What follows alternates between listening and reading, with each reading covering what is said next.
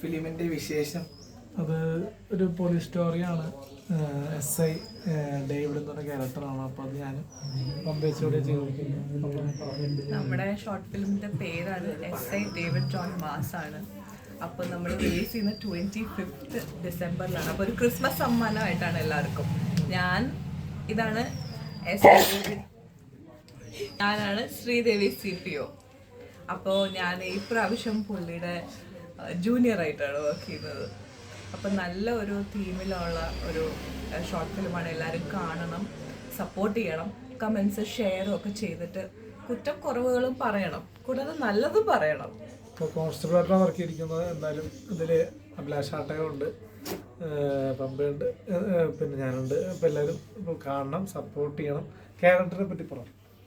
എൻ്റെ ക്യാരക്ടർ അല്ലേ? നേരിടിക്കും. എൻ്റെ ക്യാരക്ടറിൻ്റെ പേര് ശ്രീദേവി എന്നാണ്. അപ്പോൾ ഇത് എനിക്കൊരു പുതിയ അനുഭവമാണ്. പോലീസ് ക്യാരക്ടറായിട്ട് കുറച്ചുകൂടി ഒരു സ്ട്രോങ് ആയിട്ടുള്ള ഒരു ക്യാരക്ടറും ആ ഒരു ഗെറ്റപ്പും നമ്മുടെ ഡ്രസ്സപ്പും എല്ലാം കറക്റ്റായിട്ട് ഇപ്രാവശ്യം ചെയ്തിട്ടുണ്ട്. പിന്നെ ഇതിനകത്തൊരു വില്ലനെ കാണിച്ചു തരാം. SI ഡേവിഡ് ജോൺ മാസാണ്. ഉടൻ തന്നെ നിങ്ങളിലേക്ക് എത്തും. 18-ാം തീയതിയാണ് അതിൻ്റെ ട്രെയിലർ ലോഞ്ച് ചെയ്യാനുള്ള പ്ലാനിങ്. അപ്പോൾ അതിന് ശേഷം ഡിസംബർ 25 ഇറങ്ങി. ഇപ്പോൾ ഏതായാലും പ്രശ്നം പറയാനുള്ളത് എല്ലാവരും കണ്ട് സപ്പോർട്ട് ചെയ്യണം നമ്മളെ. പുള്ളിയാണ് പ്രൊഡ്യൂസർ, ഡയറക്ടർ, സ്റ്റോറി എല്ലാം AJP ആണ്. അപ്പോൾ അതിൻ്റെതായ ബുദ്ധിമുട്ടുകളും ഉണ്ട്. അപ്പോൾ നിങ്ങൾ അത് കണ്ടുകൊണ്ട് വേണം കുറ്റമൊക്കെ പറയാനായിട്ട്. നമ്മളെ സപ്പോർട്ട് ചെയ്യണം. സാധാരണ ഈ റീലൊക്കെ പണ്ട് ചെയ്യേണ്ടത് അപ്പോൾ ഇതേപോലത്തെ ഒരു റോൾസിലേക്ക് വരുമെന്ന് ചിന്തിച്ചിരുന്നു. എന്താ പണ്ട് റീലൊക്കെ ചെയ്യുന്ന സമയത്ത്, ഇത് ഫാഷൻ ഷോ ഒക്കെ ചെയ്യുന്ന സമയത്ത് ഇതേപോലത്തെ ഒരു ക്യാരക്ടറൈസ്ഡ് ആയിട്ടുള്ള ഷോർട്ട് ഫിലിംസ് ചെയ്യുന്നു തോന്നിയിട്ടുണ്ടോ? ആഗ്രഹം ഉണ്ടായിരുന്നു. അതെ, ആഗ്രഹം ഉണ്ടായിരുന്നു. AJPയുടെ കൂടെ ആകുമ്പോഴത്തേക്ക് എല്ലാ വിധത്തിലെ ക്യാരക്ടറും ചെയ്യാൻ. ആദ്യം ഡോക്ടറായിരുന്നു, ഇപ്പൊ പോലീസാണ്. നെക്സ്റ്റ് പുതിയ കുറേ പ്ലാൻ ചെയ്യുന്നുണ്ടാവും. നെക്സ്റ്റ് രണ്ട് വക്കീലും പിന്നെ പോസ്റ്റ്മാനൊക്കെ പ്ലാൻ ചെയ്യുന്നുണ്ട്. അപ്പോൾ അതൊക്കെ വരുന്നതായിരിക്കും. അപ്പോൾ എന്തായാലും കണ്ടിന്യൂസ് വർക്ക് ചെയ്യുമ്പോൾ ഒരുപാട് വിമർശനങ്ങൾ വരുമല്ലോ. അപ്പോൾ അതിനെപ്പറ്റിയൊക്കെ എന്താ പറയുക? വിമർശനങ്ങൾ നമ്മൾ എന്ത് ചെയ്താലും വിമർശനങ്ങൾ ഉണ്ടാവും. എനിക്ക് തോന്നുന്ന ഒരു 2 കാര്യത്തിലാണ് വിമർശനം എന്ന്. നമ്മുടെ കഴിഞ്ഞ ദിവസം ഏതൊരു ആങ്കർ, പേര് ഞാൻ പറയുന്നില്ല, ഒരു ചാനലിൽ എന്തോ ഒരു സ്റ്റേറ്റ്മെന്റ് ഒക്കെ വരാൻ പോകുന്നു കേട്ടോ. അപ്പോൾ അതിനെപ്പറ്റിയൊക്കെ എന്താ പറയുക? പുതിയ ഇന്റർവ്യൂയുടെ കാര്യം. അതെ.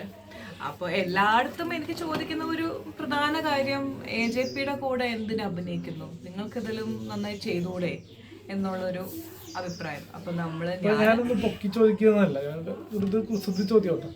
ഇപ്പോൾ പമ്പയോടൊപ്പം ഇപ്പോൾ തന്നെ പമ്പേനെ വെച്ച് വലിയ വലിയ ലെജൻസിന്റെ പേര് ഞാൻ പറയും. 3-4 പേരുടെ പേര് ഞാൻ പറയാം.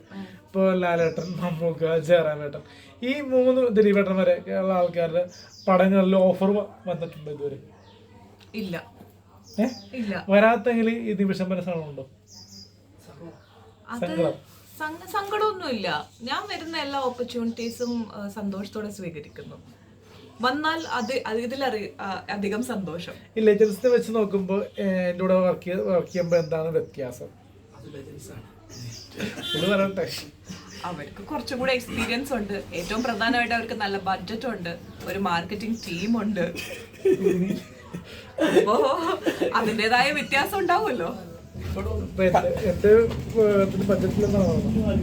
നമ്മള് ബഡ്ജറ്റിന് ഒരു ലിമിറ്റ് ഉണ്ടാവുമല്ലോ. നമ്മൾ സ്വയം പ്രൊഡ്യൂസ് ചെയ്യല്ലേ. അവിടെ വേറൊരു പ്രൊഡ്യൂസർ ഉണ്ട്. ഇപ്പൊ ഒരു OTT പ്ലാറ്റ്ഫോമിലേക്ക് ഒരു ഷോർട്ട് ഫിലിം കൊടുക്കാന്ന് പറഞ്ഞു കഴിഞ്ഞാൽ അവർ നോക്കുന്നത് അതില് ലെജൻസ് ഉണ്ടോ, അതിന് മാർക്കറ്റിംഗ് കിട്ടുമോ, അവരുടെ പൈസ മുടക്കിയത് അവർക്ക് തിരിച്ചു കിട്ടുമോ എന്നാണല്ലോ അവർ നോക്കുന്നത്. അപ്പൊ നമ്മള് പ്രൊഡ്യൂസ് ചെയ്യാന്ന് പറഞ്ഞാൽ കൈ നിന്നിട്ട് പ്രൊഡ്യൂസ് ചെയ്യുക, നമ്മൾ തന്നെ റിസ്ക് എടുക്കുക എന്നുള്ളതാണല്ലോ. അതിന്റെ പരിമിതി ഉണ്ടാവുമല്ലോ.